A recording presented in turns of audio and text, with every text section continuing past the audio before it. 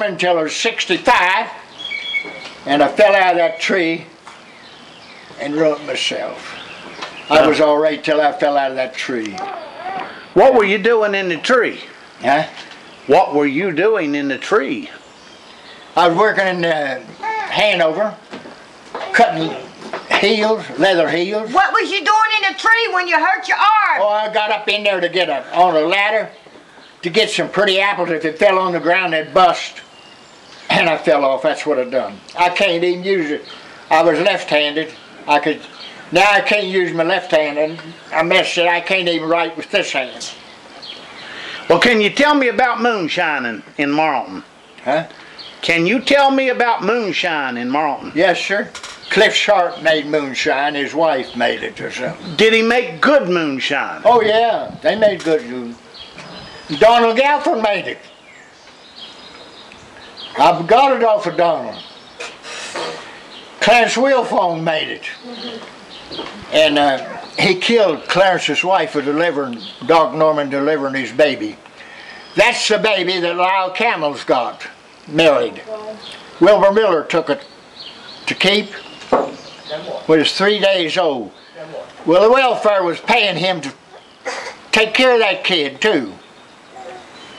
That's what it is. They put the colored people on welfare, I guess, drawing a check.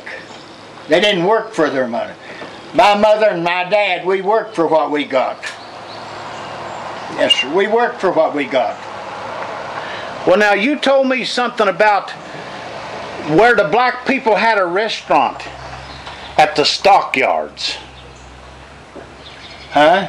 The black people had a restaurant at the stockyards. Where the black people had the restaurant at the stockyards, at the fairground. They never had no stock to sell much. But they had a restaurant there. Oh, at the fairground. Yeah. Hayden Tibbs' daddy, Walter, had to say so. And he owned a house over there beside Andy Simmons.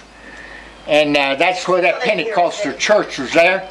We used to go over there and watch them preach at night, boat to river. And when they sold this Pillsbury Best flour, and Rosie didn't get it out of the sack, that she made her a pair of pants. And they got to shouting, fell over in the floor, and sit across the butt, said Pillsbury's Best on it. And they all got to die laughing. But Annie married that woman, was living with John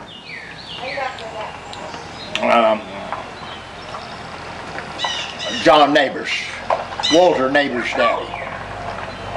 And she left him and took up with Annie. But Annie was standing down there in front of the A&P stores up on Main Street, throwing off about Rose. And she had a rock in her hand. She didn't throw it, but she took him up beside the head with that rock. Said, "I'll give you for talking about my sister." Alec and Loke, well, I think he worked at Brill's service station a little bit. But they took the service station away from Oliver and give it to Ted.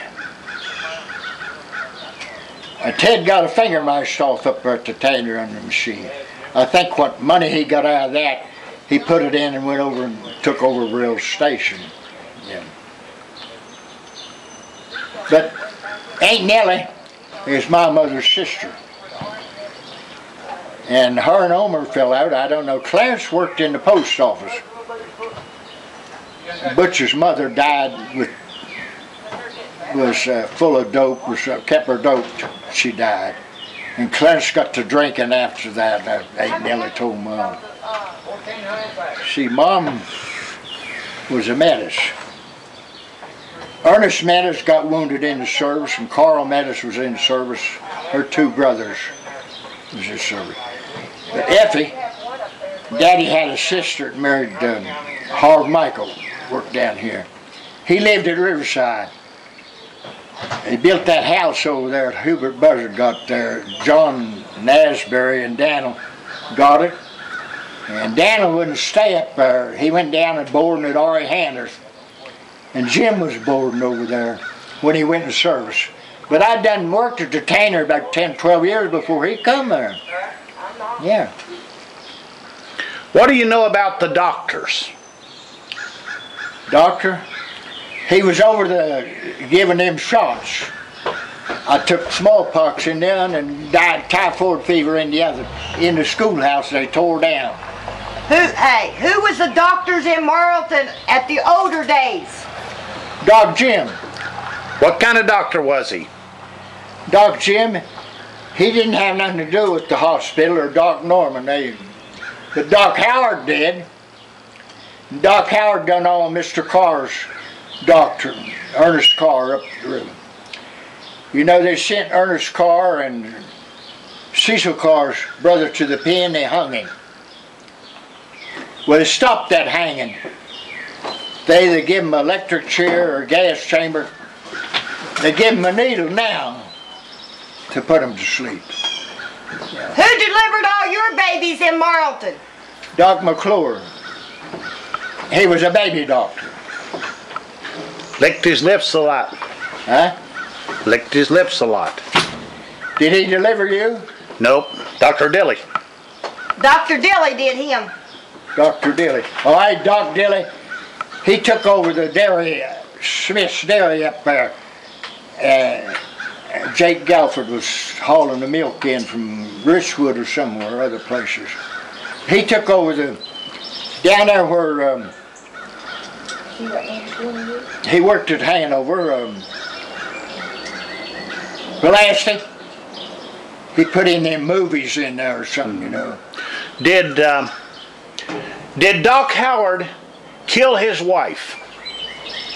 Well, they said he broke her neck. I don't know.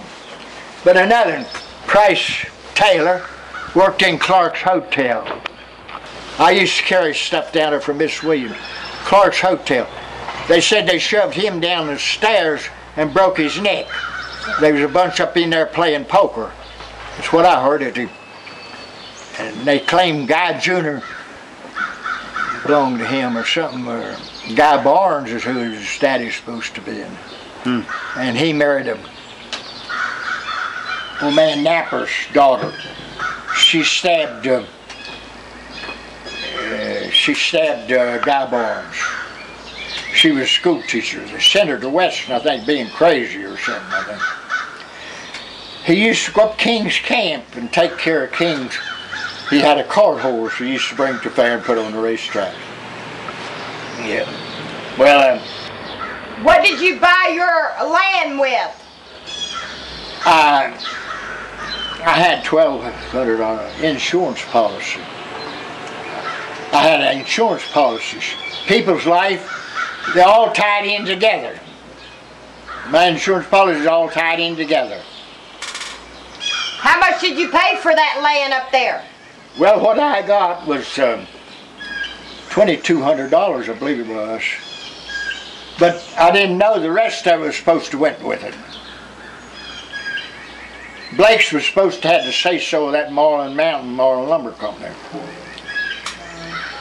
But Sammy used to war slogs down there for a colored boy lived over there across there. He wore slogs there for Williams Company. What else do you want? People go there and ask him if he had any. I just want him to talk. Anything to drink, some wine. Well, they'd have to go to the house to find out. What a quart of wine or something. They'd go up on the train and get their liquor and come back. And so was Long, Bus Long. Yeah. He was working up there and they transferred him down here at the depot. And Billy Michael and McKinney lived up there as you go up Thomastown. Went to Covington to work on the railroad over Clifton Fords, building that car. Did you ride the railroad any? I rode from Marlton to Mr. Carr's, 13 cents round trip up there. Now, why did you go to Mr. Carr's? Well, he married Leslie. Okay. He was railroad. Bob hit me with the butt of the axe. See that scar? Yeah, you still got the scar, don't you? Butt of the axe. And he thought he'd cut my leg off. He grabbed me and took me up the stair. What he was over there. He was knocking spokes out of a wagon wheel. And his gloves was wet. And he took me upstairs, and Woody come running and went up to see what he'd done to me. And he just bruised my leg. It bruised it. But he thought he'd cut my leg. That scar there. I was only about 9 or 10 years old. I wasn't very old. Do you remember about 2 kids drowning in the liquor lagoons there at the tannery? Who? 2 kids drowning in the liquor lagoons at the tannery. 2 kids drowned in the liquor lagoon at the tannery. Who was what? The 2 kids that drowned in the liquor thing at the tannery. Little Harry Walker's boy and the Don Hoke's boy. And that was Chipper Hoke's that cut Miss Stewart's house over along the road. Was Sidney Goodman's, Annabelle's. He cut her tars with a knife.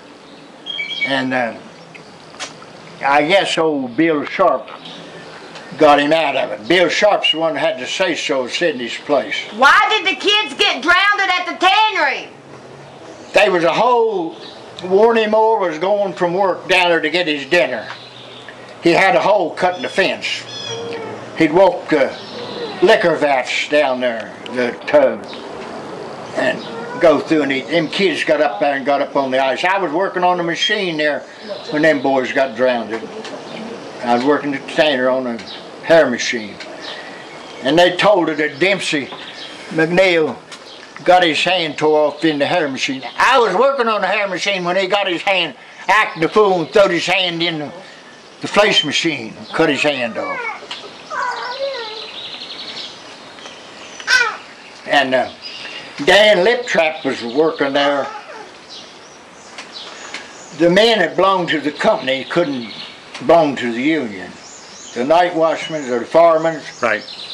they couldn't belong to the union. Well, they organized the union. I went there before they organized that union. And they organized it over there at the Martin Legion Hall, American Legion Hall. Now, Joe Smith ought to know something about that. I think his daddy was a lumber scaler, I ain't sure.